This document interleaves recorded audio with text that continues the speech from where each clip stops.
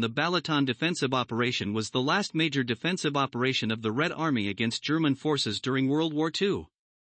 It took place from March 6 to 15, 1945, by part of the forces of the 3rd Ukrainian Front with the assistance of the 1st Bulgarian and 3rd Yugoslav armies in the area of Lake Balaton.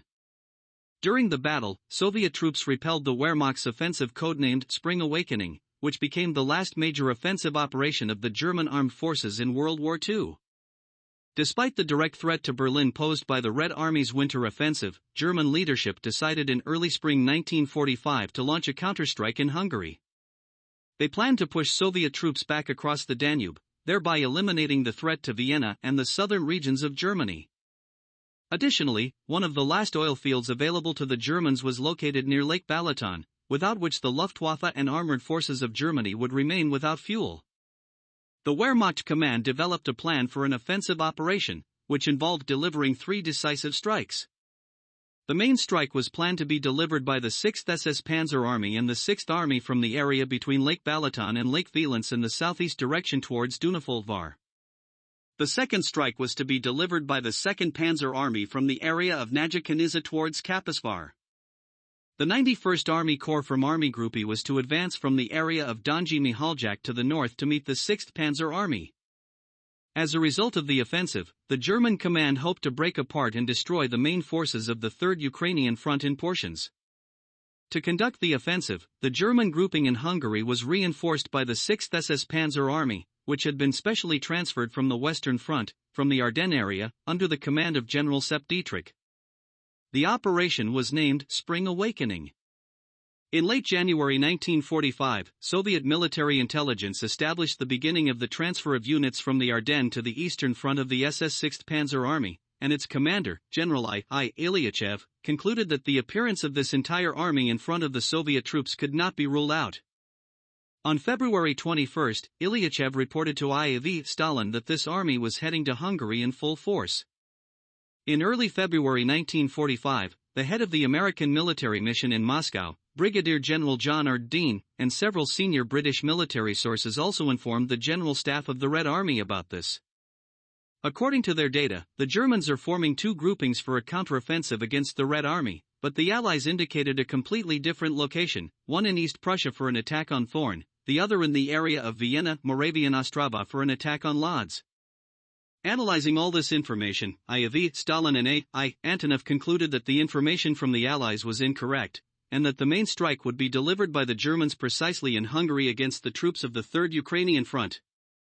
By the beginning of March 1945, Soviet intelligence had definitively established the concentration of a large German tank grouping in the western part of Hungary and had obtained information about the enemy's plans. Uncovering the intentions of the German command, the High Command of the Red Army tasked the troops of the 2nd and 3rd Ukrainian fronts with conducting a defensive operation and destroying the enemy's grouping in the area of Lake Balaton. At the same time, the directive of the High Command required continuing preparations for an offensive on Vienna. Following orders from the Supreme Command Headquarters, the 3rd Ukrainian Front commenced preparations for defense. Drawing on the lessons learned from the Battle of Kursk, a well-structured anti-tank defense was set up in the direction of the expected primary assault. Under the guidance of L.Z. Kotliar, the chief of the front's engineering troops, considerable defensive works were undertaken to facilitate the discreet positioning of personnel and equipment, to prepare roads for the movement of reserves, and to mine vulnerable areas. Special attention was paid to the fight against enemy tanks. For this purpose, 66 anti-tank zones were created along the 83-kilometer stretch from Gonta to Lake Balaton, and 65% of the entire front's artillery was concentrated there. In the most dangerous directions, the density of artillery reached 60 to 70 guns and mortars per kilometer of the front. The depth of defense in certain areas reached 25 to 30 kilometers. The success of defensive actions largely depended on the timely delivery of ammunition and fuel to the troops.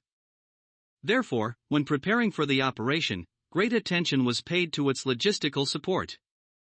Since the frontline warehouses were located on the eastern bank of the Danube, and the crossings over the river were disrupted by German aviation and spring ice drift, additional cable suspension roads were built for the uninterrupted supply of the defending troops across the Danube. On the direction of the proposed main strike, the front troops were deployed in 2 echelons. In the first echelon, two armies were defending, the 4th Guards Army in the sector of Gant-Shergaish and the 26th Army in the sector of Shergaish eastern tip of Lake Balaton. The 27th Army was located in the second echelon of the front. On the secondary direction, from the western edge of Lake Balaton to Konyi Yetvesh, the 57th Army held the defense. On the left flank of the front, the 1st Bulgarian Army was stationed. To the left, adjoining the 3rd Ukrainian Front, was the 3rd Yugoslav Army. In reserve of the front were the 18th and 23rd Tank Corps, the 1st Guards Mechanized Corps, and the 5th Guards Cavalry Corps, as well as several artillery units and formations. The 9th Guards Army was intended for the subsequent offensive towards Vienna, and its use in defensive battles was categorically forbidden by the Stavka of the Supreme High Command. The German offensive began on the night of March 6 with strikes against the forces of the 1st Bulgarian and 3rd Yugoslav armies. The German troops managed to cross the Drava River and capture two bridgeheads, each up to 8 kilometers wide along the front and up to 5 kilometers deep. To strengthen the defense in this area, the 133rd Rifle Corps was deployed from the front reserve. At 7 o'clock in the morning, after an hour of artillery preparation, German troops launched an offensive in the area of the 57th Army. At the cost of heavy losses, they managed to break into the army's defense. However, measures taken by the army commander prevented further enemy advancement. In particular, Commander M.N. Sharakin removed artillery and mortars from the non-attack sectors and directed up to 600 units toward the main strike direction, relocating the 104th Rifle Division and the 12th Bulgarian Infantry Division there as well. By March 12, the German offensive south of Lake Balaton had exhausted itself, with the advance of German troops there being less than 10 kilometers, and they failed to break through even the main defensive line. The main strike by the German forces was delivered between the Valens and Balaton lakes at 8:40 after a 30-minute artillery preparation. The 6th SS Panzer Army and the 6th Army launched an offensive against the positions of the 4th Guards and the 26th Armies of the 3rd Ukrainian Front. To break through the defense, the German command employed massive tank attacks. On some sections of the front, 1.5 to 2 kilometers wide, up to 70 tanks and assault guns participated in the attacks simultaneously. Fierce battles erupted. By the end of the day, the advancing forces had penetrated to a depth of up to 4 kilometers and captured the stronghold of Shergaish. In response to the encroaching group, the front command deployed the 18th Tank Corps. The next morning, the attacks of the German troops resumed with renewed strength. In the sector of the 26th Army, supported by aviation, about 200 tanks and assault guns were advancing.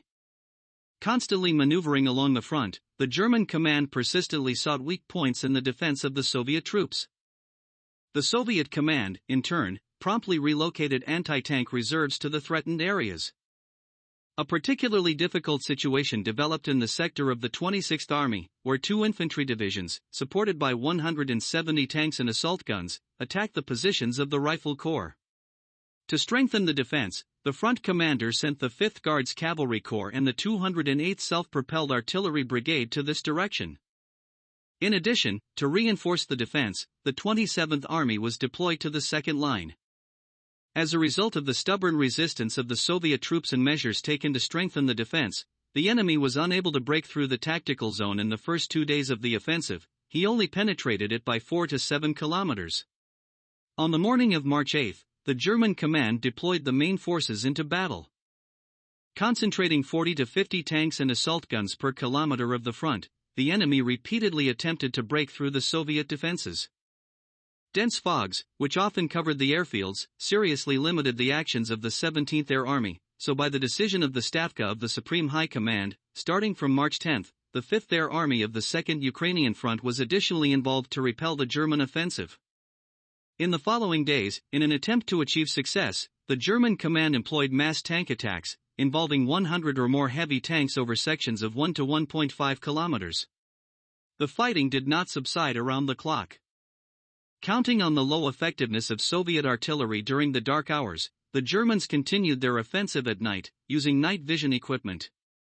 As a result of fierce battles over 5 days of assault, the German troops managed to break through the main and second lines of defense.